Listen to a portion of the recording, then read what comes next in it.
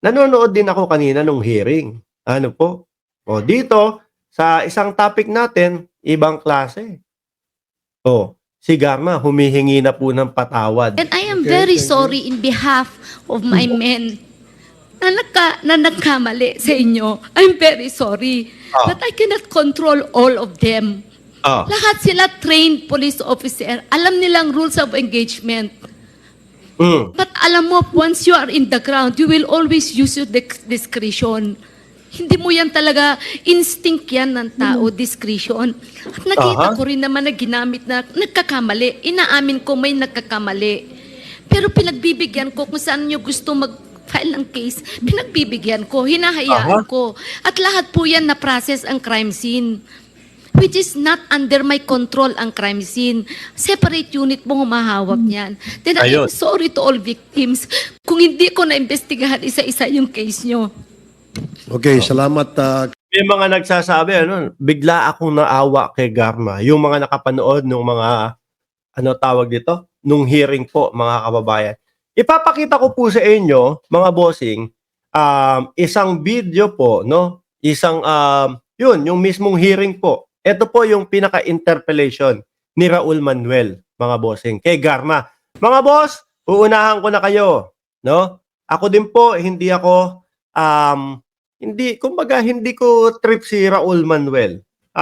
Pero kailangan marinig po nating lahat, mga kababayan. At yung naging tanong naman po ni Raul Manuel, mga bossing, yung tipong nandoon lang po sa topic. Nandito yung si Bongo na Dawit na, meron nga tayo ipapakita dyan. Wait lang, ipakita muna natin. No? Ito. Uy! Ano to? Sila Itera na naman, nag-post na. Hindi ito, naihi. Wiwi kaya ng dating Pangulong Duterte yan. O, nasingit ko lang yan. Nahaging lang yan. O, asan ba yun? Ito, Ito po, kumbaga parang ito yung chart po, mga kababayan, nung pinag-usapan No, diyan sa hearing, PRRD, bababa kay Bongo, tapos trusted kay Bato de la Rosa, o tapos ganun, may flow chart. Manggagaling kay Bongo yung pera, yun yung pagkakaintindi ko, papunta dun sa kay, sino ba yun? Nasaan ba si Pedro? Ayan, si alias Pedro. No? Grabe. Napanood nyo yung hearing, bumalik tayo dun sa, interpellation ni Raul Manuel. The contents of the affidavit. So I'll be asking clarificatory questions. I'll be focusing dun sa nabanggit na reward system, Mr. Chair. Mr. Chair, Yan po yung reward system, mga bossing. Kumbaga, na buo po diyan yan. Talagang meron talagang reward system. Magkano yata kapag ka-addict lang, mamaya mababanggit din po diyan. Pag addict lang, ito yung level. Kapag ka medyo pusher, nandito yung level. Kapag kayong mga chemist o etc. Nandiyan, pagka narcopolitics, umaabot ng milyon, mga kababayan. Kaya nga po nailagay natin dyan sa ating title, ano ito? Naubos ng dating Pangulong Duterte yung pera ng bayan dahil sa pagbibigay ng mga reward. Yun po tanong lang natin, mga kababayan. Kasi saan kaya kukunin itong pera na ito? Anyway, mga bossing, tanong natin yan, saan kukunin yung pera na ito doon sa mga pinang-reward dahil napag-usapan po dyan? sa affidavit ni Colonel Garma, binanggit niya na siya ay dating pinatawag ni former President Rodrigo Duterte. Nung pinatawag siya, ibinahagi ba yung plano na i-implement nationwide yung war on drugs? Tama po ba? Yes, Mr. Chair. Mr. Chair, Sa talagang pang buong Pilipinas na, dati dabaw-dabaw lang. Dati dabaw-dabaw lang po, mga kababayan. Kaya alam nyo, nung nakita ko ito, sabi ko, kailan ba kinuhanan ng litrato ito? No? Hindi, anino lang ba? Hindi ko alam Anino lang o wiwi na, naiihi na. No? Tuloy na natin. nung mayor si former President Rodrigo Duterte sa Davao, implemented na doon ang war on drugs based sa kung paano natin siya ngayon napoperceive. Tama po ba? Mhm. Yes, Mr. Chair. Okay, Mr. Chair, at least ngayon, buti po ay na-admit iyon ni Colonel Garma dahil nung nakaraang mga pagtanong po natin ay hindi pa agad din yon na napuput on record dito sa komite. At least po ngayon ay alam na po natin talaga once and for all. Mr. Chair, nung station commander si Colonel Garma, nung panahon ni former President Rodrigo Duterte as mayor, ibig sabihin po ba nun ay, given her role, isa po siya sa mga nag-implement ng war on drugs sa Davao. Tama po ba iyon, Mr. Chair? Aha. Yes. Nagpupunas pa. Wait lang po tayo.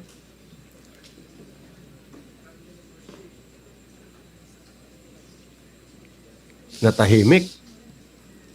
Hindi yata narinig yung tanong.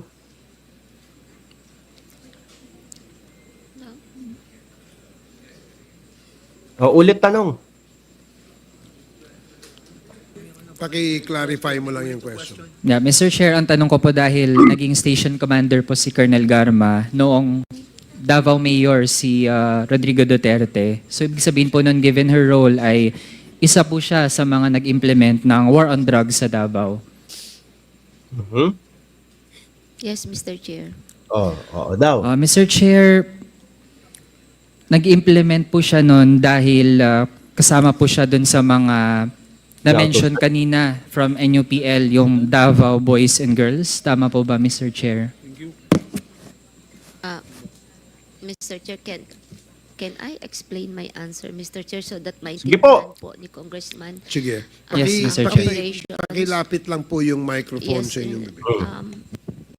Pakilapit po yung microphone. Hindi po marinig ni MG Music at ni One Punch TV eh. This is how it works actually. Yan.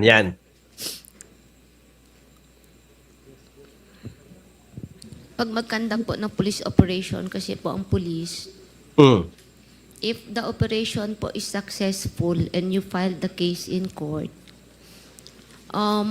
you will submit a report sa City Hall Okay. monthly at nakalagay po doon na na-file po yung kaso, nakalagay din po yung IS number po, proof na na-file po yung kaso and the details of the case.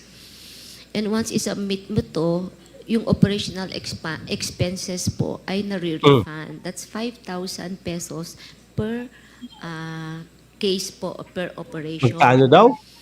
Ngayon po, kung malaki po yung operation mo at kailangan mo ng operational fund, gagawa ka ng COPLAN, you will also request po sa City Hall for the funding of the Aba.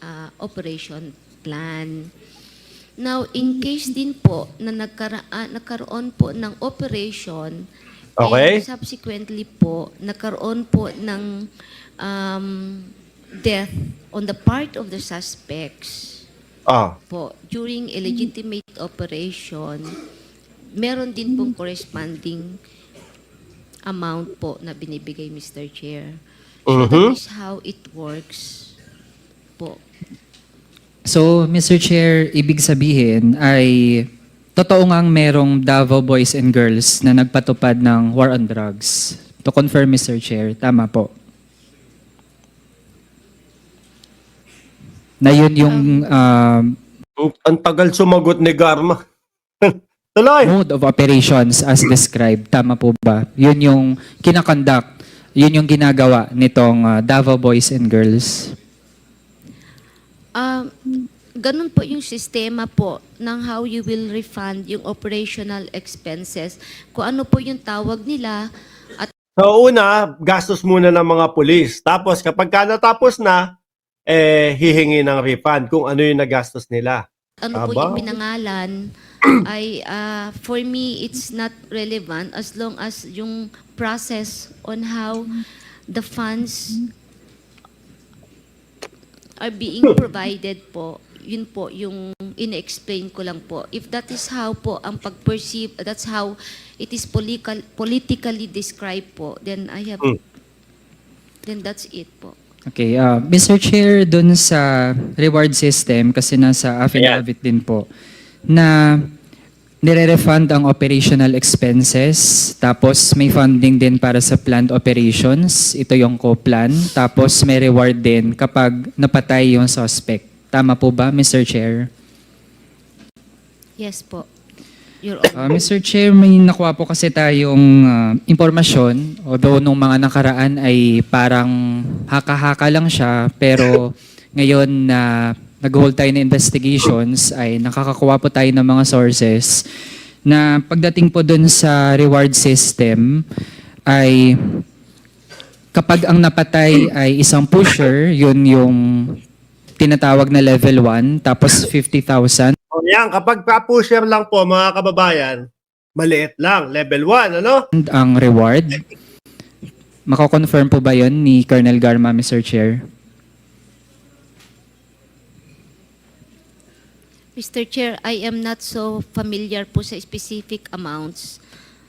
But true, there is a amount po per level. I think Colonel Leonardo. So sa can madaling explain. salita po mga kababayan, sinabi din po dyan sa hearing na yan na umaabot ng 1,000,000 piso ang reward. Ano po? Umaabot ng 1,000,000 piso ang reward mga kababayan. Din po kung ano yung specific amount. Kapag baka magkamali po akong sasabihin na 50 nga o 100 o 1 million yun. But there is a corresponding amount per level. Kapag kami ganyan ho kasi mga kababayan, yung tipong merong reward system, eh kapag ka, siguro nagipit yung pulis, naku gipit ako pare, kulang yung pambayad ko. Eh alam mo na solusyon dyan. Oh, punta ka doon sa listahan, tingnan mo, tingnan mo kung sino yung nasa listahan. Oh, tapos, yariin mo. Tapos na. Oh, meron ka ng arep. Eh, sabi din po, yung listahan na yun, mga kababayan, hindi naman po talaga beripikado. No? Oh. Tsaka kawawa po, mga bossing, yung mga napagbibintangan lang. Ha? Kawawa po yung mga napagbibintangan lang. Sabi ni Rice, Dragon, ano yung relo mo, Boss Mark Carrera? Opo, Tag-Viewer Carrera itong suot natin. Naku! Baka sabihin, tignan nyo tong loko-loko na vlogger na ito. Oh, saan galing yung pambili ng Tag-Viewer na Carrera na yan? Ma-post tayo doon, oh. Tingnan nyo, iba-iba relo nitong mga ito. Masabihan na naman, pera ng taong bayan. Oh, tuloy na nga natin to. Mr. Chair. Sige. Mr. Chair, sa information na nakuha natin ay merong 4 na levels.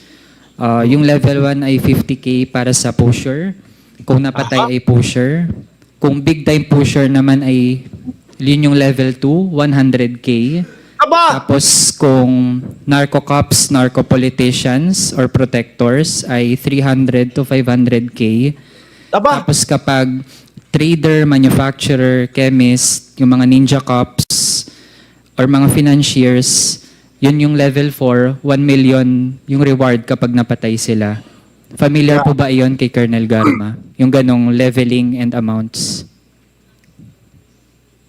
May amount po, Mr. Chair, from what I understand, starting 20,000 to 1 million. But I'm not familiar sa Kinumpirma niya, mga bossing. Hindi niya lang sigurado kung alin yung o kung ano yung pagkakasunod-sunod nun. 'Di ba? Kinumpirma. Kaya mga bossing, Chief Amo Sir, 629 viewers. Kumpirmado po. Ayan, sabi po ni Samba, kaliwa kanan ko tuturo. Kumpirmado, sabi po ni Garma, mga kababayan. Bukas po sa pagla-live natin, no? Sa anong oras? Alas 9 o alas 10 ng umaga diyan sa Pilipinas, itutuloy natin 'to. Madami pa po tayong itatopic mga kababayan, lalong-lalo na katatapos lang po nung hearing. Itutuloy po natin bukas ito, mga bossing. Okay? Basta ang importante, natapos tayo ngayon, kumpirmado na merong presyuhan po sa laban kontra droga. May nai-inlove daw sa boses ni Garma, sabi ni Mark Francis Alcantara. Medyo matigas po no? Anyway, mga bossing, Chief Amo Sir. Oh, ako'y magpapaalam muna at dito lunchtime po Lunchtime. Ako'y alam nyo kung ano ulam namin? Galunggong. Galunggong. Tapos may munggo. Biyernes ngayon Pilipino tayo Pagka Biyernes, masarap mag-ulam.